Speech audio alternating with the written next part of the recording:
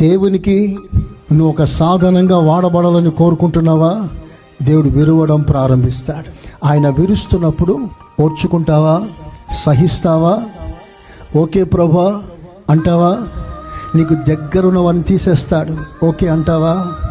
నీకు సహాయం చేసేవారిని ఆపేస్తాడు, ఓకే అంటావా?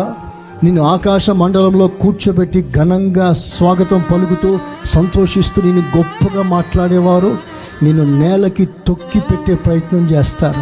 ఒప్పుకుంటావా? ఆప్తులు అపాయం తెచ్చేవారిగా మారుస్తాడు. ఒప్పుకుంటావా? ఇవన్నీ ఎందుకో తెలుసా? ఒకటి, నువ్వు వాడబడాలి. రెండవదిగా, ఈ లోక మనుషుల మీద మనసు చచ్చిపోవాలి. వారి సహాయాలు, వారి ఆదరణలు, వారి ద్వారా వచ్చే అనుకూలాలు నువ్వేమీ ఆశించకూడదు. నేను చెప్పే ఈ మాట చాలా ఖరీదైన మాట, చాలా తక్కువ మందికి అర్థమవుతుంది. దేవుడు మనతో మాట్లాడును గాక.